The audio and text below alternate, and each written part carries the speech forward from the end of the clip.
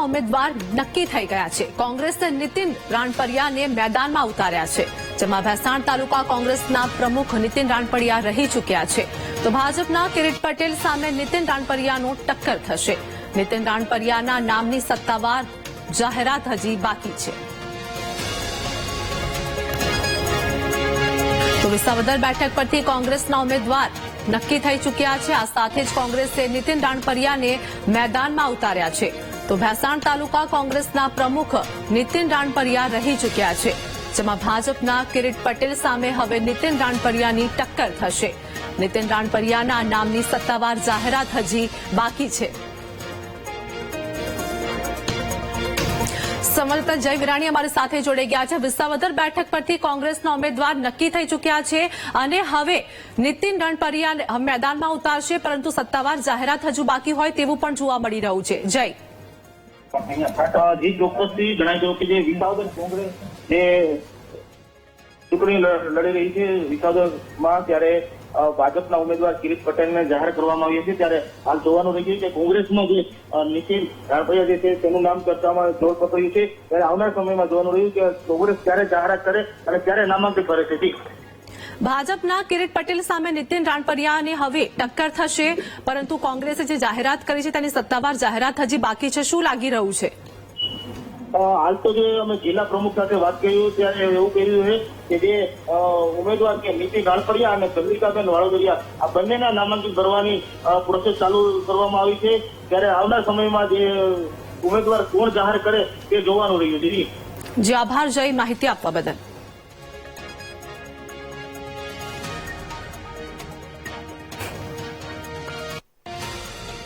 તો અનેક અટકણો વચ્ચે અને વિસાવદર બેઠક પર કિરીટ પટેલનું નામ જાહેર થયું છે। ભાજપે મોડી રાત્રે જાહેર કર્યા વિસાવદર પેટા ચૂંટણીના ઉમેદવાર, તો બેઠક પર બંને પૂર્વ ધારાસભ્યોએ ટિકિટ માટે દાવેદારી નોંધાવી છે। ભૂપત ભાણી અને હર્ષ ત્રિબડિયાએ દાવેદારી નોંધાવી હતી। કિરીટ પટેલનું નામ જાહેર થતા કાર્યકરોએ શુભેચ્છા પણ પાઠવી છે। પૂર્વ જિલ્લા ભાજપ પ્રમુખ અને જેડીસીસી બેંકના કિરીટ પટેલ ચેરમેન છે। આજે વિસાવદરમાં ભાજપનું વિજય સંકલ્પ સંમેલન પણ યોજાશે। મુખ્યમંત્રી વિજય સંકલ્પ સંમેલનમાં ઉપસ્થિત રહેવાના છે, તો સંમેલનમાં મુખ્યમંત્રી ભૂપેન્દ્ર પટેલ જાહેર સભા પણ સંબોધશે। રેલી મારફતે કિરીટ પટેલ ઉમેદવારી નોંધાવશે।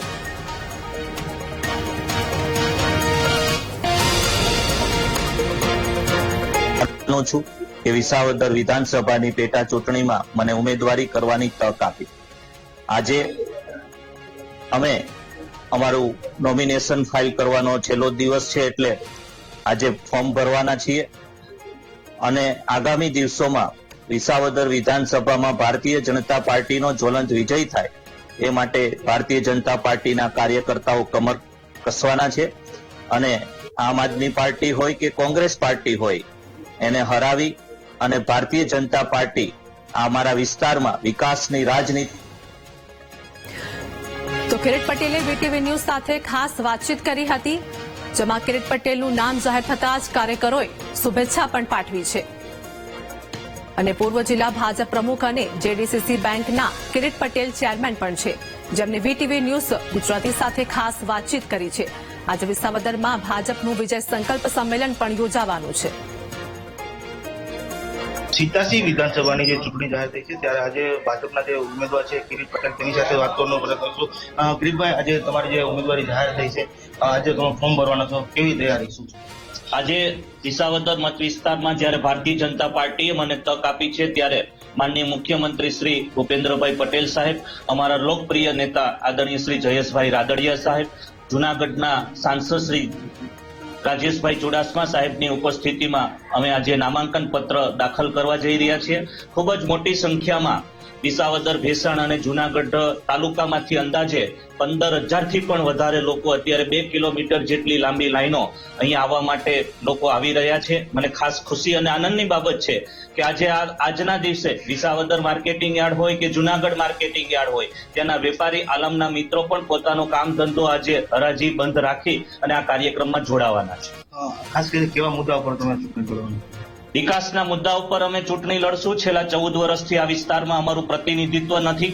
આગામી દિવસોમાં અમને તક આપવામાં આવશે તો છેલ્લા 12 વર્ષનું જે પેન્ડિંગ કામ છે એ આગામી 800 દિવસમાં અમે કરી બતાવશું। જે ભાઈ છે કિરીટભાઈ પટેલ તેના દ્વારા જણાવવામાં આવ્યું છે કે જે આગામી સમયમાં જે વિકાસના કામો બાકી છે તેને પણ ધ્યાન આપવામાં આવશે તો જીતવામાં આવશે.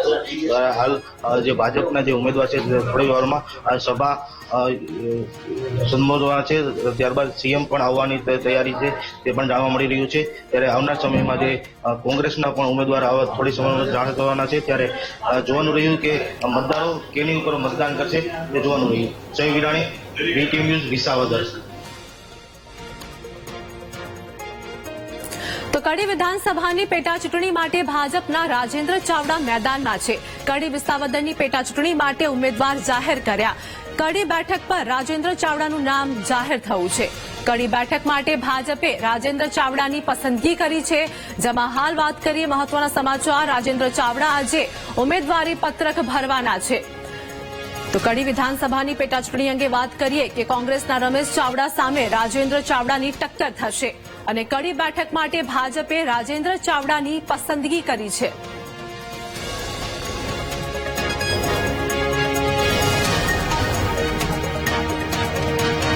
કડી વિધાનસભાની પેટા ચૂંટણી રાજેન્દ્ર ચાવડાને ઉમેદવાર તરીકે જાહેર કરવામાં આવે છે. જૂના જનસંઘી છે, વર્ષોથી ભારતીય જનતા પાર્ટી સાથે જોડાયેલા છે. એમની સાથે વાતચીત કરશું.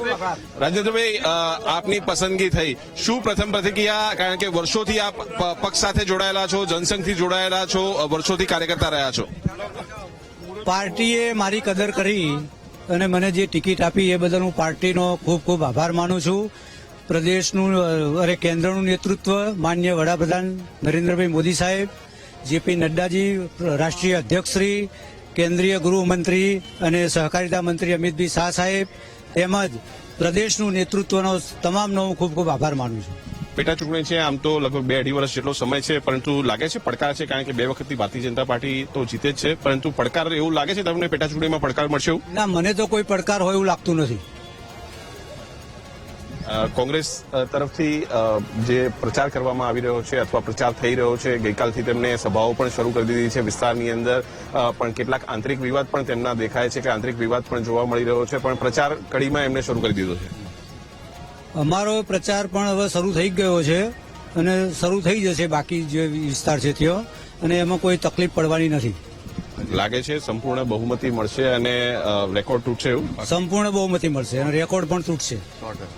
રેકોર્ડ તૂટશે, સંપૂર્ણ બહુમતી મળશે. રાજેન્દ્ર ચાવડા જે તેમને વિશ્વાસ સાથે તેમનો પ્રચાર જે છે તે શરૂ કરી દીધો છે અને કાર્યકર્તાઓની સાથે તેઓ જે છે તે તેમના કાર્યાલય ખાતે પહોંચ્યા છે. આજે ઉમેદવારી પત્ર ભરવાનો અંતિમ દિવસ છે અને કાર્યકર્તાઓની સાથે તેઓ ઉમેદવારી કરશે. કેમેરામેન છાયા શર્મા સાથે મેહુલ દેસાઈ, કડી. તો આજે પેટા ચૂંટણીના ઉમેદવારોનો ફોર્મ ભરવાનો અંતિમ દિવસ છે. કડી અને વિસાવદર વિધાનસભાની પેટા ચૂંટણી જાહેર થઈ છે. ભાજપ અને કોંગ્રેસના ઉમેદવારો અંતિમ દિવસે ઉમેદવારી નોંધાવશે. કડી બેઠક પરથી ભાજપના ઉમેદવાર રાજેન્દ્ર ચાવડા ઉમેદવારી નોંધાવશે, તો વિસાવદર બેઠક પરથી ભાજપ ઉમેદવાર કિરીટ પટેલ ઉમેદવારી નોંધાવશે. તો આપણી સાથે સંવાદદાતા મેહુલ લાઈવ જોડાઈ ગયા છે. મેહુલ, વાત કરીએ કે પેટા ચૂંટણીના ઉમેદવારોના ફોર્મ ભરવાનો આજે અંતિમ દિવસ છે. કડી વિસાવદર બેઠક પરથી ભાજપ અને કોંગ્રેસે પોતાના ઉમેદવારોના નામ જાહેર કર્યા છે. હાલ કેવી સ્થિતિ, કેવો માહોલ જોવા મળી રહ્યો છે?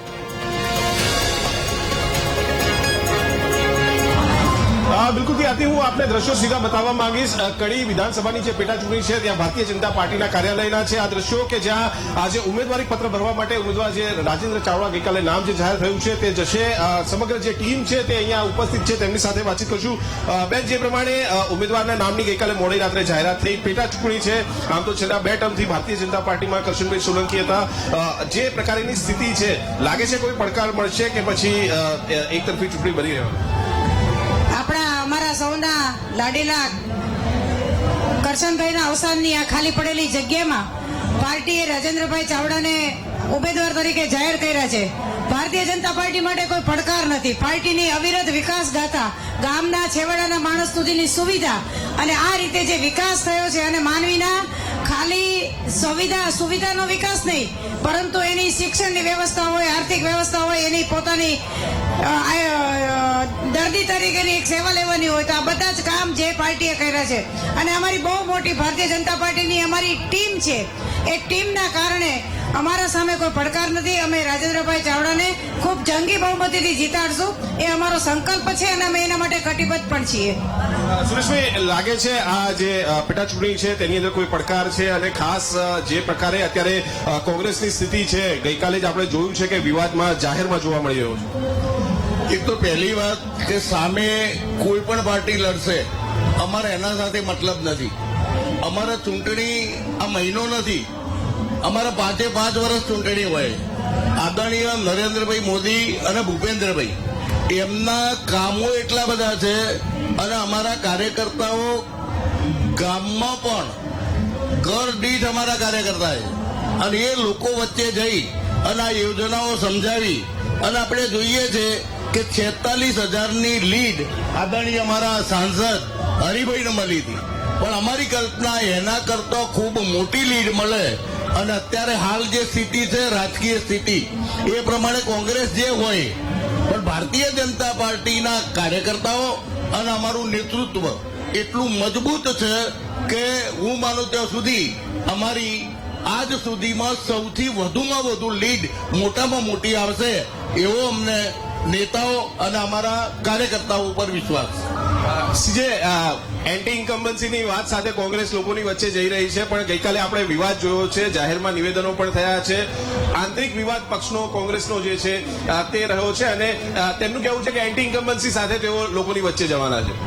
જ્યારથી ભારતીય જનતા પક્ષનું શાસન ગુજરાતમાં છે ત્યારથી ક્યારેય એન્ટી ઇન્કમ્બન્સી જોવા મળી નથી. જ્યારે ચૂંટણીઓ આવી છે ત્યારે ભાજપે હંમેશા વિકાસની રાજનીતિ ઘડી છે અને હવે વિકાસની સાથે સાથે અસ્મિતા અને સંસ્કૃતિની રાજકીય પ્રવૃત્તિઓ લઈને જ્યારે નરેન્દ્રભાઈ મોદીના શાસન હેઠળ આખું ભારતીય જનતા પક્ષના દરેક કાર્યકર યોદ્ધા બનીને લડી રહ્યા છે ત્યારે 100% આમાં વિજય હાંસલ થવાનો છે ને બહુ ભારે લીડથી વિજય હાંસલ થવાનો છે. બિલકુલથી આરતી, તો ભારે લીડ સાથે જે છે તે ભારતીય જનતા પાર્ટીનો વિજય થવાનો છે. તમામ જે લોકો સિનિયર નેતાઓ જે છે તે આપણી સાથે જોડાયા અને ખાસ જે કહી શકાય કે આજે ઉમેદવારી પત્ર ભરવા માટે તમામ લોકો જે છે તે રાજેન્દ્ર ચાવડાની સાથે જશે અને વિજય મુહૂર્તમાં ઉમેદવારી પત્ર ભરવામાં આવશે. જી આભાર મેહુલ, અમારી સાથે જોડાવા બદલ, સમગ્ર વિગતો આપવા બદલ.